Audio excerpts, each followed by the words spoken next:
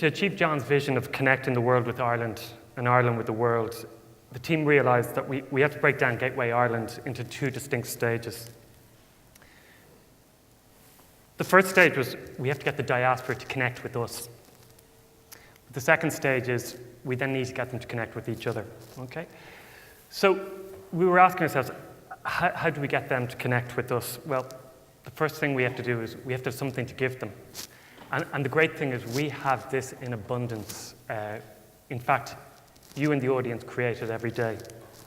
It's content. It's pictures, stories, TV, radio content. Every day, books, articles, text, all the while going on the web. So we have all that wonderful material. For example, we counted 548 different government websites in Ireland alone. Like, how did that happen?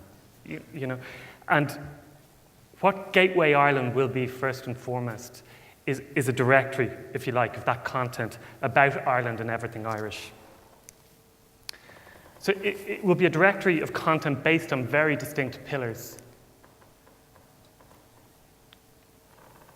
And these are the pillars: arts and culture, business, education, genealogy, government, green energy, media, science and technology, sport, tourism, and the voluntary sector.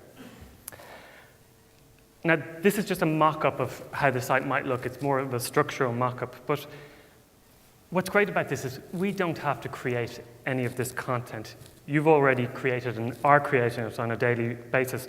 All we need to do is aggregate that content, locating it among those relevant pillars: the tourist boards, the business sites, the arts community, the sports news providers. And all the while, you see how on this, the homepage, it's like an editorialized newspaper homepage. We're just pulling all the content onto the homepage from throughout the pillars and aggregating it as we see there. You know, we see the most popular reaching the top, but then we've also got the editor's choices, which allows us to promote specific things, like in terms of arts and cultures. It was great to hear today the script just got to #1 on the US Billboard charts.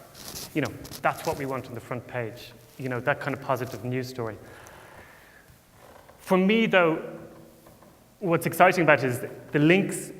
If I click on the IDA link, which is featured on the homepage, it brings us to the IDA website.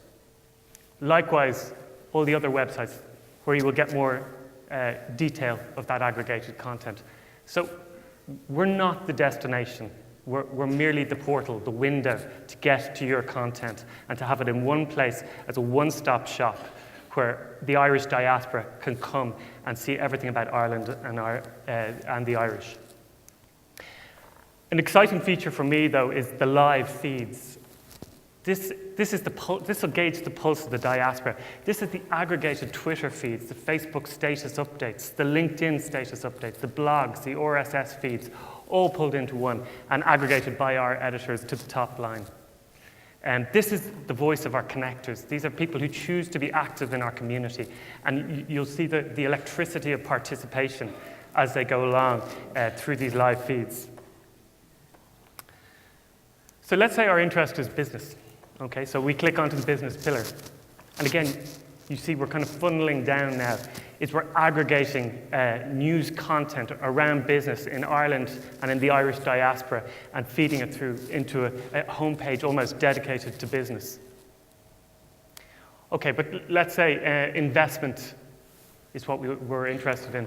So we click onto the investment link. And again, we're funneling down even deeper. So perhaps we're interested in the Enterprise Ireland Venture Capital Scheme. Or it might be spotting a company looking for investments. Or maybe just a university, interesting research out of a university lab. All of it will be profiled here and easily, one easy click away. And I think exciting that all the while is we're delving down into that Twitter sphere of comment and business acumen, all the while listening to voices, new voices talking about business and investment. But let's say our interest is in arts and culture, or more specifically what we go to is Irish film. So if we click onto the arts and culture pillar to get to film, we actually see a homepage actually dedicated to all the sub-pillars of arts and culture in this country. The festivals, music, dance, theatre, museum arts, film, fashion, literature, architecture, visual arts. And we're pulling from our partners like Platform Ireland, like the Arts Council, you know, everyone who has content about the arts. The great thing is I have to talk about Crystal Swing in this. In a sense, Crystal Swing represents the kind of democratizing of this technology. And if anyone isn't unfamiliar with Crystal Swing, they're a remarkable mother, daughter, son, country and western trio from Middleton and Cork. They were discovered by Mr. Panty, who's a drag queen in Dublin, on an obscure digital channel called Hot Country. And he posted it on the irony-free platform of YouTube, where it became, thanks to actually our MC here, a hit through Twitter links. So very quickly, over the matter of weeks, they ended up on the Late Late Show. And then before you knew it, they were on the Ellen DeGeneres show in the US with 9 million viewers, where they were not only pitching their song, but talking about Middleton Irish whiskey. So I don't know if it's necessarily what the tourist board had in mind, but certainly this is the most exciting thing about this technology, is that it suddenly gives us a platform for people who are, in a sense, disenfranchised maybe from that global diaspora to suddenly connect with them in a new and interesting way. But I'm going to follow this theme as well, is delving down into film. So now I click the film sub-pillar, and you see basically we're pulling aggregated content from the Irish Film Board, for the Irish Film and Television Network, and also from the guilds as well, all the time updating it. You know, even my job is done as, even if we promote to the world Simon Delaney in a red spandex bodysuit, you know, from Zone.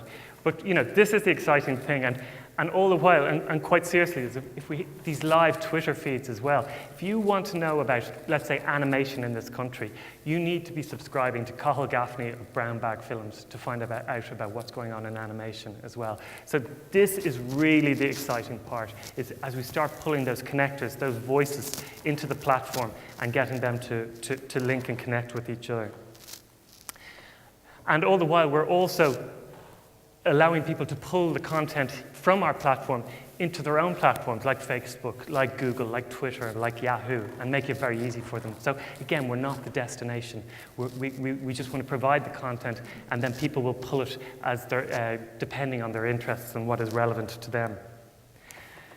As I said before, we are primarily a directory.